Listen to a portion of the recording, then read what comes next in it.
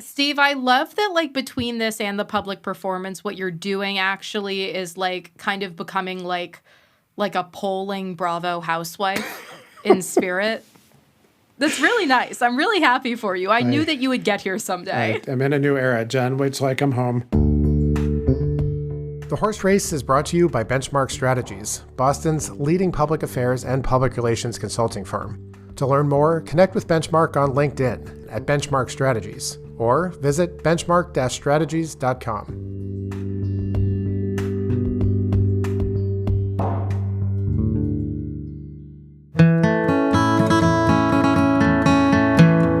Welcome back to The Horse Race, your weekly look at politics, policy, and elections in Massachusetts. I'm Jennifer Smith, reporter for CommonWealth Beacon, and it's Thursday, February 12th. Today, we're going to take a look at the continuing fight around what the state auditor's office can and cannot do when it comes to the state legislature, and what the state legislature can do to push back on that. Plus, we're digging into new polling about what the actual impacts look like for all of the folks in Massachusetts who depended on NIH grants. Hello, Steve. Happy Wednesday for us, Thursday for everybody else. How are things? Things are good, Jen. Things are good. Things are always good whenever I come home from rehearsal from the theater troupe that I just joined, which is a sentence that I never thought that I would say on this podcast. But here we are. So things are good. I am verklempt. I am so happy for you. My little kind of elementary school performing arts heart is literally metaphorically singing right now. Who are you? What are you? What song is in your heart? Well, I've been cast as Prince Charming, Jen, which is just amazing times. This is a play that we're kind of developing as we create it, so I can't tell you exactly what that means, but more to come on that, I'm sure. I am so excited for that. I regret to inform you that the highest form of theater that I currently am being exposed to is Beacon Hill budget hearings. Nobody is strutting around a catwalk. Nobody is breaking into song. They are simply asking Maura Healey if she wants to roll back the state's climate goals. And that does sound dramatic to those of a certain type, I think, all of whom probably listen to this podcast. So I do get why that is also dramatic. But we're actually going to look at that a little bit. We're going to look at one very small line item on this here podcast, which is the never-ending question of how much money the state legislature is going to give to the auditor's office when a lot of people in the state legislature kind of wish the auditor's office would go away. Yep. No. Not disappear, but just leave them alone. I think that's an accurate assessment here. It was starting to get ramped up in kind of prickliness last time around when it was merely announced that she would be trying to audit them. She, in this case, being State Auditor Jenn and DiZoglio. And this year, it is looking likely to hit a whole other level because she is now actively suing to get them to comply with the audit. So I'm going to chat with her, and then you're going to come back and join me and tell me about why I am currently depressed about grant funding. That's right. There was a new article in the Boston Globe that came out yesterday for all those of you listening to this podcast. So you definitely want to check that out. But we're going to dig into some of the key numbers and kind of what it means both for the Massachusetts biotech sphere and also for the future of our economy and our health. So shall we ride, Jen? Shall we get up on our horses and gallop away? I'm going to let you ride your horse right back down the catwalk away from me. How absolutely dare you? Let's get into it.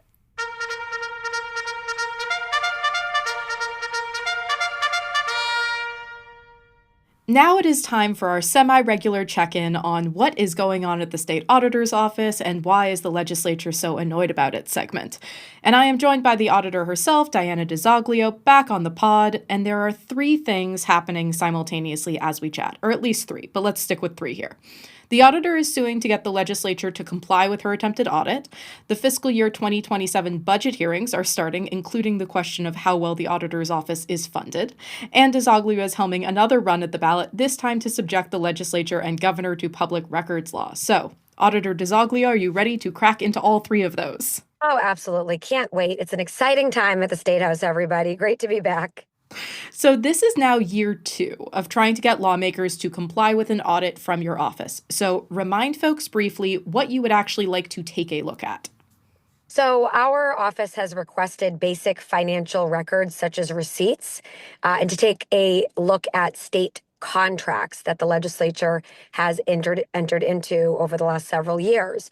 The legislature believes that it's unconstitutional for our office to be able to view their financial receipts and state contracting information. These records are a matter of public record for every state entity that actually follows the state's public records law, however. So we have a very strong disagreement on this issue. They will allege that we're trying to get access to matters of legislative business that are a power of the legislature only. That is absolutely ridiculous. We're not seeking to examine with this audit any personal text messages, any communications between legislators about how they feel about a certain bill or anything like that. We're simply trying to access the financial receipts and state contracting information. So it's really, crazy how legislators have been able to push back on this and say they think it's unconstitutional for our office to help put these financial records out there. But Jen, as you know, the Attorney General has their back. She has vehemently been defending their right to refuse to be audited. She has blamed my office for her failure to enforce the law as the state's top law enforcement officer. And she's basically said that unless I give her things that she feels she needs to be able to sue the legislature, that she's helpless in all this. But we know that the Attorney General can sue whoever she wants. She's suing the President of the United States, for God's sakes. She can certainly figure out how to sue the state legislature. And she doesn't need my permission or anybody else's permission to be able to do that. So to kind of dig into a few of these pieces here, as you noted, of course, there's been a good amount of resistance from Beacon Hill. Largely, the objection has kind of come under the auspices of a separation of powers argument, basically saying that you are sort of intruding into the work of their offices, the legislative powers. They already put out relevant financial reports. This might sound familiar to our audience. We've been talking about this for a while. I would like to kind of note on the sort of back and forth that we've been watching with Attorney General Campbell for almost as long as the ballot measure has been law over whether or not she's going to sue to enforce it. And I guess maybe the top level question here is, you're suing without her now. Did we sort of need to go through the rigmarole here? Could you have just brought the suit yourself a year ago, or were you waiting for something? The reality is that the law does state that we have to go through the Office of the Attorney General in order to file suit. So we are very concerned that the judge might dismiss this case under that law and just say you do need to go through the Attorney General's office.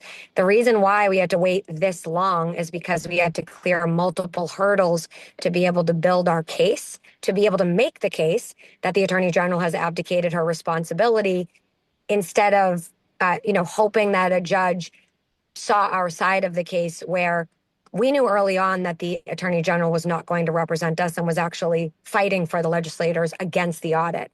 She doesn't need any more questions answered. This is just an excuse and a delay tactic.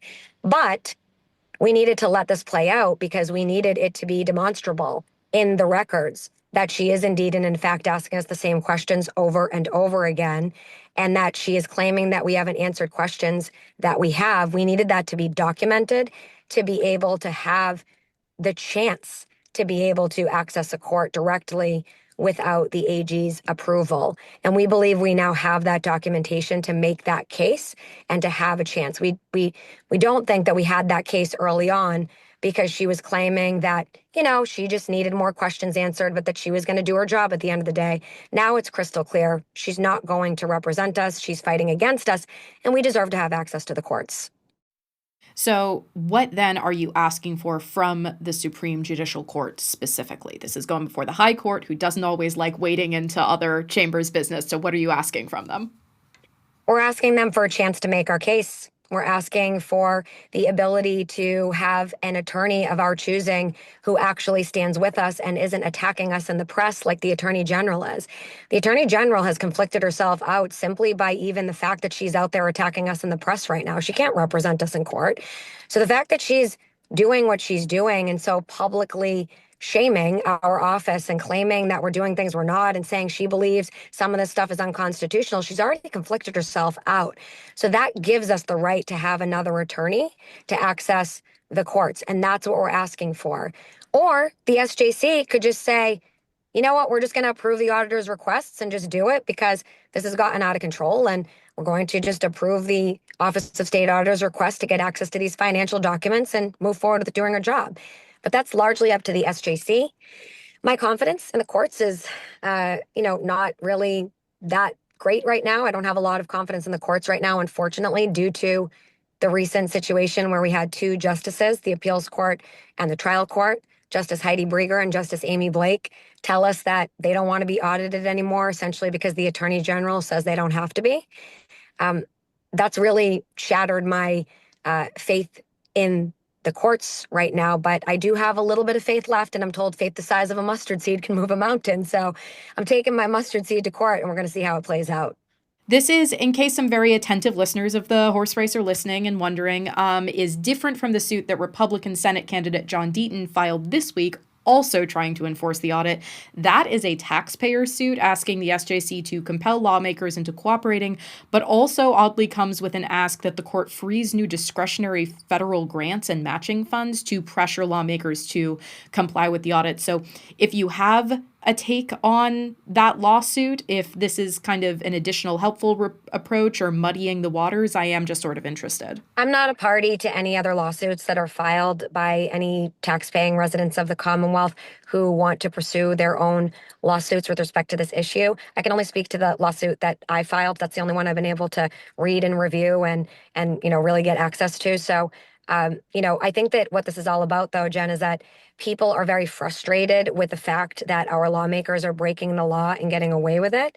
And I think that frustration is showing. And I think that what's happening is you have a lot of folks who happen to be, some who happen to be candidates for public office right now. They are seeing how much people are ticked off about this. They are hearing residents' frustration regarding this issue, and they are making it a center point for their campaigns as a result. They're, seeing that people want to get this done, and they're, looking like they're trying to demonstrate some support for this cause. And, they're going to file what they want to file. But our office is filing its own lawsuit. It's been a long time coming.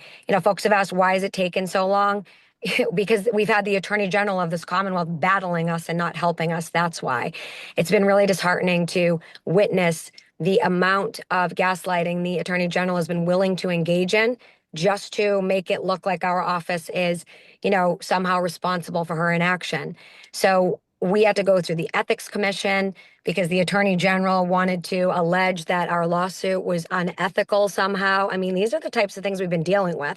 So we finally got through the Ethics Commission. It took, over 60 days for us to get all the clearances that we needed to feel confident to bring this case to court so that the Attorney General couldn't, accuse us of violating ethics law. And now we're going to court. But, the Attorney General has strong relationships with some of these judges. And it is concerning to me that some of these judges have now refused to be audited themselves. And it makes me, question, whether we're able to get an impartial hearing or not. And I just hope that we do get an impartial hearing. I know that there are good judges. There are people in the courts who care about the people and the will of the people. And I'm just hoping that we get one of those justices to hear this case. And we're talking today, just before you testify, before said lawmakers to ask for your office's budget. This came up last cycle as well. So kind of taking your temperature on this, are you worried that the suit and the audit are making it more difficult for you to secure the funding that you want? It's respectfully, it's another day up on Beacon Hill, right? I mean, these folks have not liked me for as long as I can remember. So, I mean, they've been trying to retaliate for years and years now. I don't expect this year to go any differently. I do expect them to not grant us the funding that we are asking for, but if they're going to retaliate, we'll see, right? They basically have been giving us just enough funding so that it doesn't appear that they're completely defunding our office. But they've given us much less than the cost of living adjustment that we've needed in recent years to even be able to fund the cost of living adjustments needed for our staff, for example, to give those annual COLAs to employees of the Commonwealth. So they're underfunding us each year in what I believe is an attempt to make the Office of State Auditor so anemic that when we do conduct our audits, we're not able to conduct the robust audits that we would like to conduct, and we're only able to audit agencies, about lighter topics and not dig as deep and not pull the thread on issues that we really want to pull the thread on, which allows for accountability to go by the wayside and transparency to go by the wayside. We do need resources to be able to do our jobs. Our Bureau of Special Investigations alone identified roughly $12 million in the last fiscal year in fraud and abuse of public benefits with the intention of helping to make government work better so that those who are truly in need can get access to these benefits. We bring in a cost savings to the Commonwealth, and our Bureau of Special Investigations absolutely pays for itself. So when we think about the money that's being invested in the auditor's office, we are actually helping to bring in revenue for the Commonwealth. And that's the pitch that we're going to make to lawmakers today. I hope that they see the light. I'm not confident that they all will at this time, but we're still going to go in and make our pitch and try to get what we can to be able to do our jobs on behalf of the taxpayers.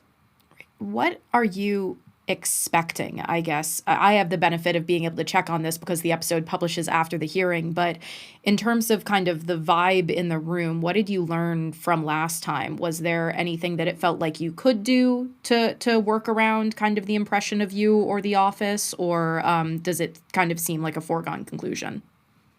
Folks were really confident last year in trying to debate me on constitutional issues and bring things that were not budgetary in nature to the committee floor to try to grandstand on, their belief that this was unconstitutional. I don't know what's going to happen this year. It's an election year, so I'm sure a lot of lawmakers are thinking about what their position is on this, what the position of their constituents is on this matter.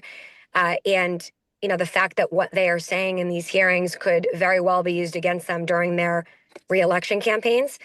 So we'll see how folks behave today. We're there to talk about the budget, but if folks want to go toe to toe with me on the issue of auditing the legislature, I'm there for it. So, we're gonna take each question as it comes up and defend the work of our office and make sure that we're defending the will of the people. And that's what we're there to do. The lawmakers can behave as they will choose to. And you are, in fact, though, no longer a lawmaker yourself, actually engaged in some lawmaking efforts this cycle as well. You've taken on a ballot measure campaign that would make the executive and legislative branches subject to public records laws. Is that sort of an end run around the audit fight? Just make everything FOIA-able? Absolutely. That's really, honestly, why I was so passionate about getting to take the public records fight to the ballot. I actually picked this issue up from Danielle Allen and the Coalition for Healthy Democracy and said, let's divide and conquer here. I'll take over this issue if you want and help to get this passed and go around the state and talk about how meaningful this ballot question is to try to get it passed. Because respectfully, again, the only thing that I have asked for from our state legislators is information that is a matter of public record for every other state entity. They just are not subject to the public records law because they exempt themselves.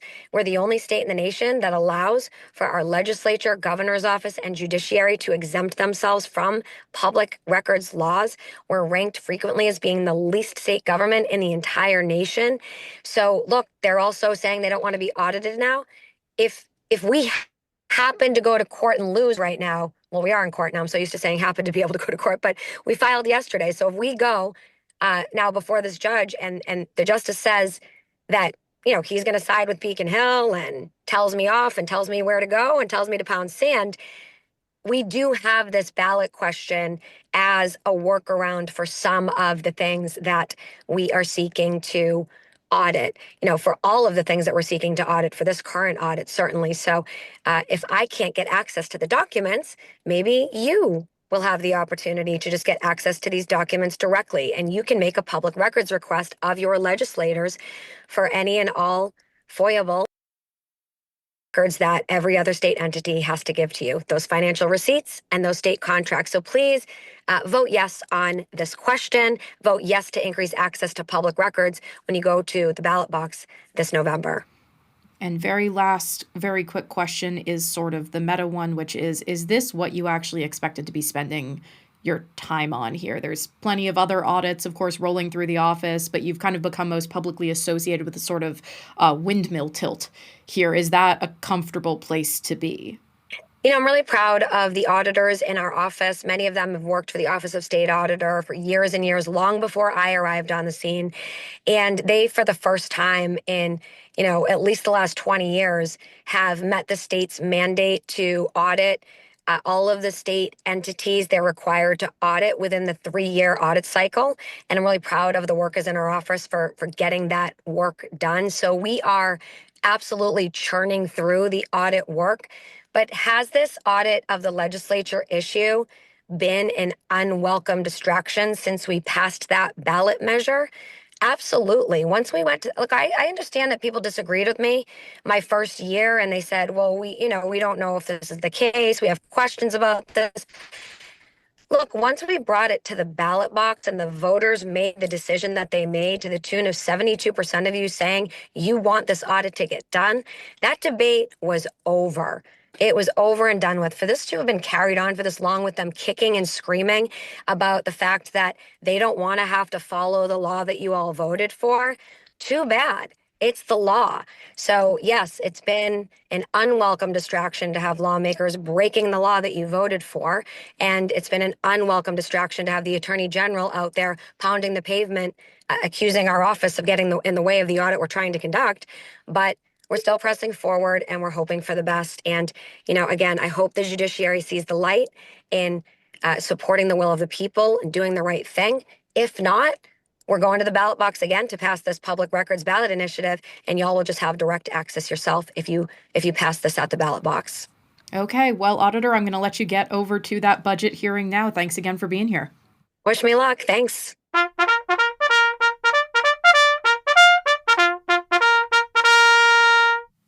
And that brings us to our next segment, which involves polling and also the devastating impacts of federal funding cuts on Massachusetts. And to talk about it, we, of course, have Steve Koczela, president of the MassINC polling group, who has returned after letting me talk to the auditor for 15 minutes. Steve, you're here to explain numbers, but also feelings, right? Yes, we did a survey with the Boston Globe, and the survey was a pretty unusual one. We talk about surveys of parents, of voters, et cetera. This one was actually of scientists in Massachusetts that were funded by NIH, so National Institute of Health grants. So basically you're thinking people working on cures for various diseases, new treatments, cancer, Alzheimer's, et cetera, who got their funding from the NIH, which of course was the subject of all these funding cuts, all these policy changes, all this back and forth over what funds and grants could be frozen. So basically, how are they all dealing with it? That was the question that this poll sought to answer. And there are a lot of numbers that we're going to get into, but I think maybe just starting with a quote that was just brutal to read pretty high up in the Globe article, which is, asked how the cuts have affected science, a Boston Children's Hospital researcher said, quote, "This is like asking, how do you think dropping an atomic bomb on New York City will affect the future of Broadway musicals? This is a generational loss of innovation, technology, and economic power." So was that a common sentiment? Is that what you heard a lot of? It was, and it's basically what the numbers also show. But there were a couple other quotes that the Globe also called out that I think add a little bit to what that particular person said so eloquently. Just reading a couple, which are also in the article. Everyone should go check that out at bostonglobe.com. The entirety of the funding supporting my research for more than 33 years has vanished, said one. Or another said, "My scientific career is essentially over. I have very little hope for the future. It has become difficult to recommend academia to young people. That was actually another one we heard, is it's not just affecting me and my research, but whether it's because of layoffs or because we can't bring in the researchers we thought we could because of changes to immigration policy and so forth. There was a lot of what happens to the next generation as well. So this person said, I don't even know where to suggest my trainees look, aside from a drastic career pivot. We're at risk of losing a generation of scientists and researchers. The thing that's kind of so bracing, or at least what was so bracing for me reading through the article and then looking through the polling, of course, is that it really does kind of span the gamut here. There are people who are working on, pediatric cancer research. There are people working on LGBTQ-focused health outcomes. There is so much of kind of the scientific core of Massachusetts's research economy that is dealing with these cuts and dealing with kind of a lot of the uncertainty around it. So can you anchor me a bit in the numbers? How many people are we talking about here? What are they kind of quantifying their experiences looking like? Yes, we interviewed just under 370 primary investigators. So basically the people in charge of the particular grant that they got. There are, in the universe that we are looking at, about just under 4,000 total that we could have interviewed. We talked to just under 370. And basically what they said is that this has devastated their research program. They said it in all kinds of different ways, from things like delays or cancellations of projects, basically moving back timelines in other cases, just reducing the scope, trying to do less, pausing, trying to basically hold firm to where they are, looking for other sources of funding, which pretty much didn't work, spoiler alert, for all but a few people. But in a whole range of ways, they were just saying, this has been a devastating impact on the things that we were working on basically right up until the beginning of 2025. And how much of this seemed to be, if you were holding grants in Massachusetts, you were being particularly identified as ripe for cuts? And how much of it is that Massachusetts is such an academic research tech medical hub? So any NIH cuts were going to land on us harder because we've basically built our economy around it. It's certainly true that the cuts are having a disproportionate impact on Massachusetts. There's just no question about that. And for the reasons that you outlined, which is that we do more of the stuff that the NIH grants fund and used to fund at an even higher level. So if you cut them, basically it's gonna hurt us worse. We don't have specific statistics in this survey to be able to compare between states to see, how much worse was it in Massachusetts. But we can both say confidently, biotech and other, medical related research is an enormous part of the stuff that the Massachusetts economy is built on. So when you have numbers like 72% saying within my program, there have been delays or cancellations of planned research projects, that is a huge impact both on the research project and also on the Massachusetts economy. So, it's the immediate impact of the cut, which is there's delays, people get laid off, labs may close down and so forth. And then there's also the economic cuts or the economic impacts to consider as well. And so you mentioned, of course, kind of the delays or cancellation in research projects. You asked these folks basically which of the following things have occurred within your research program. What does this actually look like when the cuts come down? Can you walk me through what that sort of looked like immediately and in the long term? Yes. So the numbers on that are, I noted 72% said they've had delays or cancellations. The same number said that they've had to adjust project timelines or milestones. The next tier, so in the 60s, people said they either had to reallocate resources from other projects or just reduce their research scope. So again, just try to do less than they were planning to do. Just over half, 56%, said that they've just paused their experiments. And then there's another swath that basically have had to redirect and think of other things to do, think of other things to say, change their wording, change their policies because their research wasn't aligned with federal priorities. Mm-hmm. And we can easily imagine what those might be. It's issues having to do with race. It's issues having to do with LGBTQ health and so forth. So, some researchers focused on those things may have had to just shift what they were looking at. That probably the most recent example of this kind of influence, though not specifically in the survey, is just what we saw today, which was the flu vaccine that would have used mRNA, is something that the administration just is not prioritizing. So if that's something you were working on, where you might have expected it to turn out one way, now it's turning out another way. And that's a very common theme throughout these numbers as well. And so you also asked them how these sorts of reductions in funding are going to affect not just their work or what they've seen in their work, but also kind of the future of health-related scientific research. What is this going to do there? It's not saying, we just have a pause on something for a year and then that bounces back, but what does this look like long-term? Walk me through what the worry was there. Yes, there are kind of a few ways that this comes up. So, of course, one of the ways that the future of this world is built is with the young people who are kind of coming into it now. So think your grad students, your postdocs, your young researchers coming into a well-established lab and, growing into something where they become the head of it. So how have those people been affected? And what we see is that 77% of PIs say that they have delayed hiring processes. 61% say they've laid off staff. 40% said that they've just had to rescind offers that they'd already made. And in the 30s and 40s say that they've lost researchers either to other institutions or to other countries entirely. And then there's also pretty significant numbers who say that they haven't been able to hire the people that they wanted to, or that those people have turned down offers to work at their institutions because of immigration policy. So 31% said that they've experienced that as well. So when you kind of add all that up, getting back to the question about what does this do to the future, these people are the future. They are the future PIs who, if the survey were done in 20 years, they'd be the ones that were running the lab. And instead they're being laid off, they're being sent to other countries, they're being counseled to perhaps try other professions. We heard some open-ended remarks about that at the beginning. So, it all adds up to a much harder road to get from where you are to where you might want to be, which is doing world-changing research, doing, finding the next cures and so forth, where instead you're kind of being pushed either somewhere else or kind of out of the career entirely.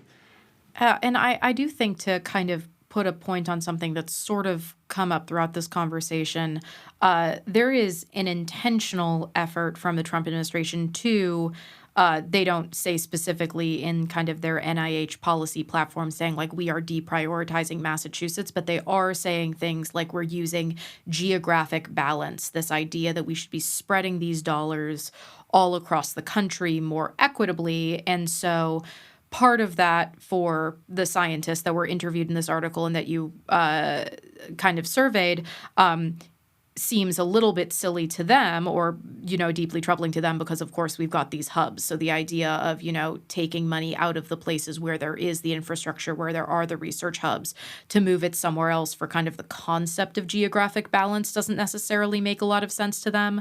But kind of to your point as well, one of the other things that came up in the survey and in the article about it is that it might mean that people who would like to do their research in Massachusetts now have to kind of go chase that moving money. If, you suddenly see more investments in Texas institutions, you could see Massachusetts researchers going there if they're okay with kind of adjusting their studies.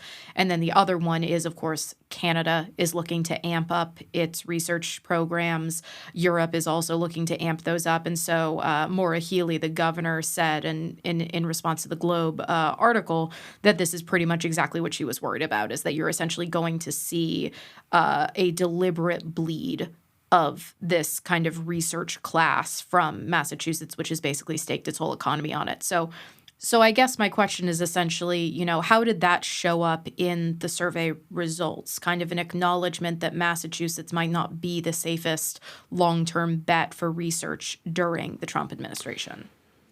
There were a lot of people who said that they'd either consider looking for work elsewhere or have already applied for work outside of Massachusetts. So on the first point, 43% said that they've thought about it. The thought has crossed their mind. 17% said that they've done it.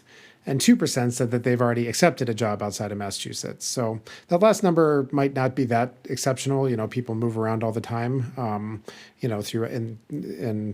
throughout their careers. But the first number, thinking that 43% of these people who lead labs with handfuls, dozens of other workers, students, et cetera, and many millions of dollars attached to them are potentially looking for work elsewhere. It's certainly not something you'd want to see as a Massachusetts resident or policymaker, et cetera. I think, though, that it's also worth noting that these aren't the kinds of things where you just put your stuff in a red wagon and tow it down to Texas and restart up your lab again. The impacts that are described in many cases are devastating. In terms of the actual, physically what happens to the samples you're working with, what happens to the patients that you had enrolled in studies, et cetera. It's not just like a transportable thing that you can just turn the lights on somewhere else and your lab is back up and running. So, economy-wise, like that, I think we'll have to see over the next few years kind of how it plays out, but certainly just medical research impact-wise, if that's a term we can use, the damage is done already, and it's continuing to this day. We'll be right back. I'm Zainab Asma-Doyle, Research Director at the MassINC Polling Group. The MassINC Polling Group serves the region's leading foundations, political groups, government entities, and businesses. Our surveys and focus groups bring high-quality data to the toughest questions facing society today. Learn more at massincpolling.com.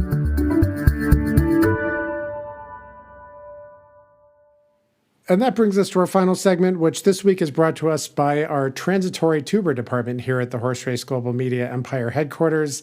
Jen, there is some sort of potato moving from somewhere else to Boston, and that's all I know about this story. So over to you, Jen. There is news out of Pawtucket, Rhode Island, Steve. Rhode Islanders have been able to, on their specialty license plates, put like a Mr. Potato Head image on it. But because Hasbro is moving its headquarters to Boston, there is now dispute inside the Rhode Island legislature about whether or not they should continue allowing Rhode Islanders to promote the company's iconic character, Mr. Potato Head, when he no longer exists in Rhode Island. Okay, first of all, that's amazing. Second of all, is there corresponding controversy within the Massachusetts state legislature about whether we're going to be able to have Mr. Potato Head on our license plates, or have they not thought that up yet? Steve, I'm sure you are shocked to hear this, but that did not come up in the budget hearings today. When I was listening to nary a discussion, not Rex the dinosaur, not Woody, not Mr. Potato Head, none of the toys of Ye Olde Toy Story came up as potential marketing opportunities. All right. Well, staffers of legislators who are listening to this, or legislators themselves, this is your golden opportunity for an outside section in this year's budget. We want our Mr. Potato Head license plates, and we want them now. Well, fortunately for all of you, that is all the time we have for today. I'm Steve Koczela, signing off with Jennifer Smith. Our production and theme music is done by Mr. Potato Head. You can write to us at thehorseracepodcast@gmail.com. Don't forget to give The Horse Race a review wherever you're hearing us now. Subscribe to CommonWealth Beacon's daily download, and reach out to us here at the MassINC Potato Group if you need polls or focus groups done. Thank you all for listening, and we'll see you next week.